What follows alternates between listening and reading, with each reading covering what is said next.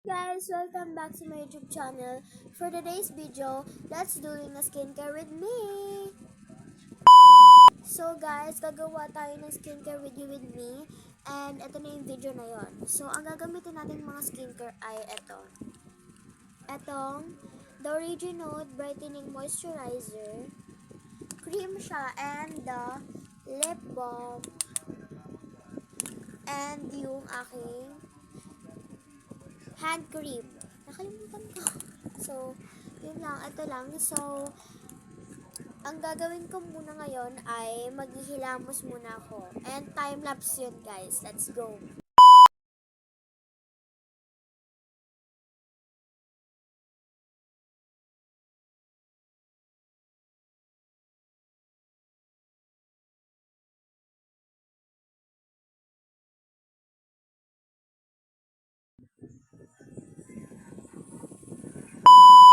Guys, I'm done to washing my face and to toothbrush my teeth.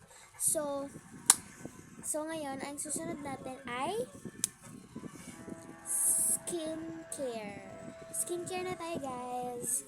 So, ang una natin ay itong The Originote Brightening Moisturizer.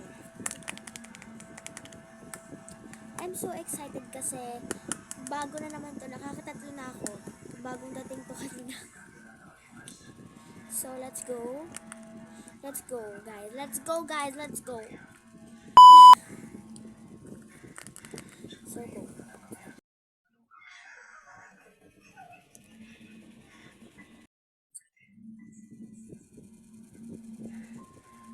So, guys, pupasensyahan nyo na kasi may nanonood ng movie dito.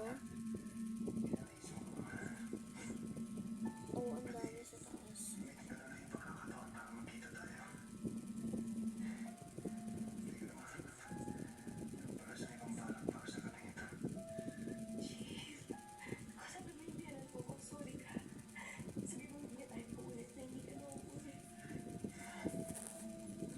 So, ang ingay kasi, guys, may nanonood eh. So, let's go blend it. Blend it! Sobrang bango niya, te. Para siyang lotion. Pero cream siya for face. And, wala tong age limit, guys. Pero yung pinakamababa, 10 years old, guys. Parang bawal pa ata. Kasi sobrang bata pa eh. Bawal pa siya, guys, pag mga 10 years old. Pero wala siyang age limit, diba? Ang gulo. Kaya, sobrang ganda. Tapos, ipapa-mini fan ko to, guys, kasi sobrang basa niya pa. Yan. So, done! So, sobrang grabe yung oily ng face ng hand ko. So, next, lip balm siya, guys. So, sa Watson ko lang to nabili. Red siya. Lip balm to, guys. Hindi siya lipstick, ah. Baka sabihin yung lipstick. Red na red kasi. Next, guys, it's yung hand cream. Kasi wala na to. Paubos na. So, yan siya. Yung amoy na to, like parang strawberry, kasi strawberry flavor yung pinili ko.